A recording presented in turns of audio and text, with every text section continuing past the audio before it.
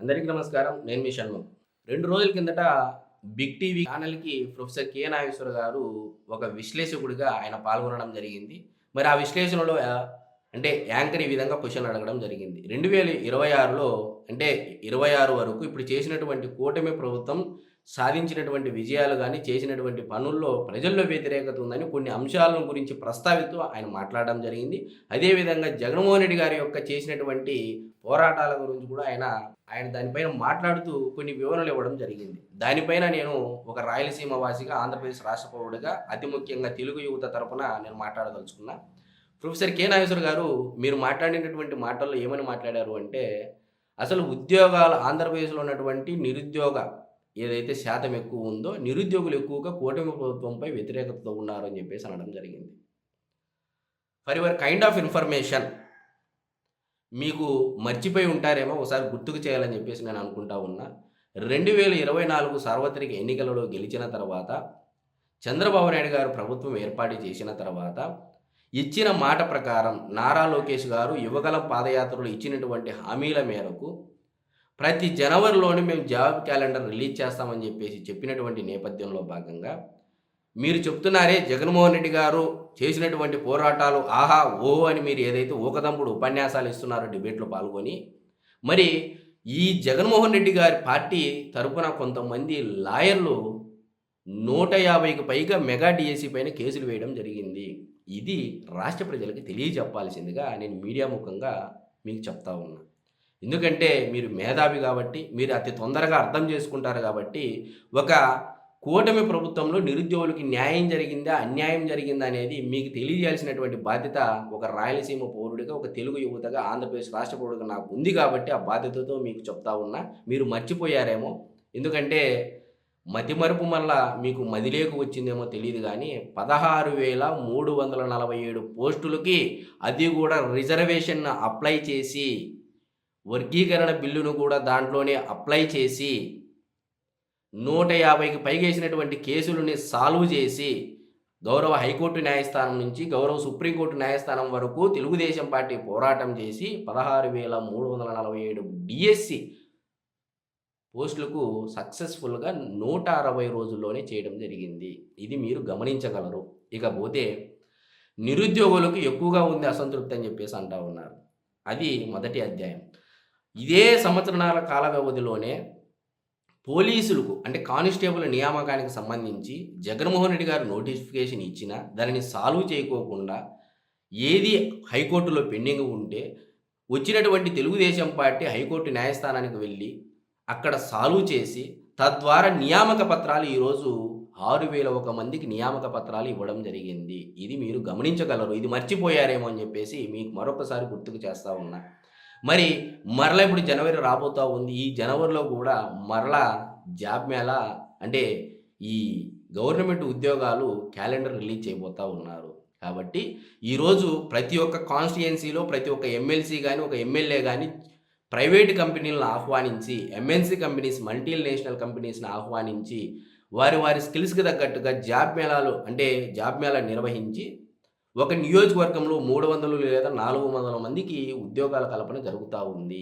ఇవి మీరు వీడియోలో చెప్పవలసిందిగా ఒక ఆంధ్రప్రదేశ్ రాష్ట్ర యువత నుంచి మీకు చెప్తా ఉన్నా. కాబట్టి ఈరోజు గూగుల్ ఏఐ డేటా సెంటర్ వచ్చింది, తర్వాత కాగ్నిజెంట్ వచ్చింది, టీసీఎస్ వచ్చింది, యాక్సెన్సర్ వచ్చింది, తర్వాత 4 లక్షల కోట్లకు పైగా ఒక్కో కంపెనీ 1,00,000 కోట్లకు పైగా పెట్టుబడి పెట్టింది.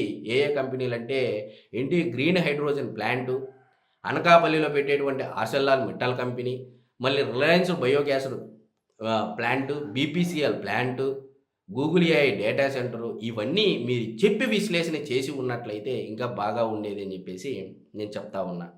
మరి ఈరోజు మీరు జగన్మోహన్ రెడ్డి గారు చేసినటువంటి ఎత్తుకున్నటువంటి అంశాలు, ఆయన డే 1 నుంచి ప్రజల్లోనే ఉన్నాడు, మాట్లాడుతూనే ఉన్నాడు అని చెప్పేసి అంటా ఉన్నారు. అధికారంలో ఉన్నప్పుడు రైతుల పరామర్శకు వచ్చినటువంటి జగన్మోహన్ రెడ్డి గారు పొలంలో కూడా రెడ్ కార్పెట్ వేసి రైతుల సమస్య గురించి తెలుసుకున్నటువంటి జగన్మోహన్ రెడ్డి గారిని ఈరోజు ఆంధ్రప్రదేశ్ రాష్ట్ర ప్రజలు వేసినటువంటి ఒక్క ఓటు కారణంగా 94% స్ట్రైక్ రేటుతో ఈరోజు కూటమి ప్రభుత్వం అధికారంలోకి వచ్చిన తర్వాత ఈరోజు అదే రైతుల కోసము కాళ్ళతో పొలాలలోకి దిగి రైతులను పరామర్శ చేయగలిగించింది అంటే అది ఆంధ్రప్రదేశ్ రాష్ట్ర ప్రజలకు ఉన్నటువంటి ఓటు బలం అనేది మీకు మీడియా ముఖంగా గుర్తుకు చేస్తూ ఉన్నా. ఈరోజు మీరు రైతుల గురించి మాట్లాడుతూ ఉన్నారు. రైతులకు అన్యాయం జరుగుతూ ఉంది, అన్యాయం జరుగుతూ ఉంది. గతంలో జగన్మోహన్ రెడ్డి గారు ధరల స్థిరీకరణ నిధి 3,000 కోట్ల రూపాయలతో పెడతామని చెప్పేసి ఆయన చేసినటువంటి పాదయాత్రలో హామీ ఇవ్వడం జరిగింది. మరి ఎవరికి ధరల స్థిరీకరణ నిధి ద్వారా ఎంతమంది రైతులకు ఎన్ని బోర్డులకి వీళ్ళు ఎంత పంటను కొనుగోలు చేశారనేది మీరు తెలియజేయవలసినదిగా. ఎందుకంటే ఈరోజు ప్రజలంతా మిమ్మల్ని వైఎస్ఆర్సీపీ పార్టీ ఒక అన్అఫీషియల్ స్పోక్స్ పర్సన్గా భావించేటువంటి పరిస్థితి, అంటే మీ వీడియో కింద చేసేటువంటి కామెంట్ల భాగంగా నేను ఈ మాట అంటా ఉన్నాను. ఎందుకంటే ఈరోజు మీరు వైఎస్ఆర్సీపీ పార్టీకి ఒక అన్అఫీషియల్ స్పోక్స్ పర్సన్గా పనిచేస్తున్నారనేది ప్రజలు ఎక్కువగా ఉంది. అంటే అది చెరుపుకోవాల్సినటువంటి బాధ్యత మీపైన ఉంది కాబట్టి నేను చెప్తా ఉన్నా. ఇకపోతే మెడికల్ కాలేజీలు అంటున్నారు. మెడికల్ కాలేజీల అంశంలో ఈరోజు ప్రజల్లో వ్యతిరేకత ఉంది. తర్వాత కూటమి ప్రభుత్వం పైన చెప్పేసి ఊకదంపుడు ఉపన్యాసాలు ఇస్తున్నారు. జగన్మోహన్ రెడ్డి గారు తెచ్చినటువంటి జీవోలు 107, 108 అదే జీవోలని కూటమి ప్రభుత్వం కొనసాగిస్తూ ఉంది. మేము గతంలోనే ఈరోజు నేషనల్ మెడికల్ కౌన్సిల్ ఆమోదన చేస్తూ ఉంది, పీపీపీని సజెస్ట్ చేస్తూ ఉంది.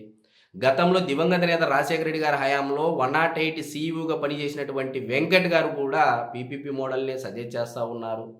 మరి ఈరోజు అదేవిధంగా కేంద్రం పార్లమెంటరీ స్థాయి సంఘం కూడా పీపీపీ మోడల్నే సజెస్ట్ చేస్తూ ఉంది. రీసెంట్గా కేంద్ర ఆరోగ్య శాఖ మంత్రి అయినటువంటి జేపీ నడ్డా గారు కూడా 40% గ్రాంట్ ఇస్తామని చెప్పేసి కూడా ఆయన రాష్ట్ర ఆరోగ్య శాఖ మంత్రి అయినటువంటి సత్యకుమార్ యాదవ్ గారు కూడా లేఖ రాయడం జరిగింది. మరి అదేవిధంగా ఈరోజు పీపీపీని చాలా, అంటే గతంలోనే రాజశేఖర రెడ్డి గారు కూడా పీపీపీ విధానంలోనే చాలా చేశారు. జగన్మోహన్ రెడ్డి గారి హయాంలోనే విద్య, మౌలిక వసతులు, మైనింగ్లు, పోర్టులు దాదాపు 25,000 కోట్ల రూపాయలకు సంబంధించి పీపీపీకి విధానం ఇచ్చినమాట వాస్తవమా కాదా? ఇవన్నీ ప్రజలకు తెలియజేయండి. ఈరోజు నేషనల్ మెడికల్ కౌన్సిల్, పార్లమెంటరీ స్థాయి సంఘము, కేంద్రము, 108 మాజీ సీఈఓ వెంకట్ గారు, అదేవిధంగా ప్రతి ఒక్క మేధావులు ఈరోజు పీపీపీ మోడల్ని సజెస్ట్ చేస్తూ ఉంటే ఈరోజు పీపీపీ విధానంలో ప్రైవేట్ ఉంది కాబట్టి అది ప్రైవేటైజేషన్ జరుగుతూ ఉందని చెప్పేసి మీలాంటి మేధావులు సైతం వన్ సైడెడ్గా పక్షపాత ధోరణితో మాట్లాడడం అనేది ఈరోజు మీ పైన వ్యతిరేకత, అది కూటమి ప్రభుత్వంపై వ్యతిరేకత అంటే మలిచేటువంటి ప్రయత్నంలో భాగంగా మీరు విఫలమయ్యారని అయితే మేము ఖచ్చితంగా చెప్పచ్చు. కాబట్టి నేను చెప్పేది ఏంటంటే, మీరు జగన్మోహన్ రెడ్డి గారి హయాంలో చేసినటువంటి పనులను ఫస్ట్ వీడియోలు విశ్లేషణ చేసిన తర్వాత ఇప్పుడు చేస్తున్నటువంటి కూటమి ప్రభుత్వం చేస్తున్నటువంటి పనులను మీరు చెప్తే ప్రజలు అది ఇది ఏందనేది మీ యొక్క మేధావితనాన్ని గుర్తిస్తారు.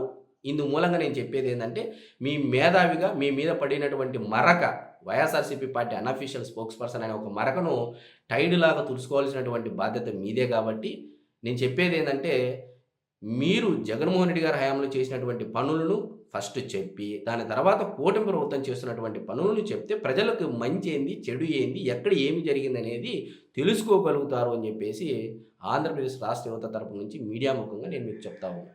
నమస్కారం.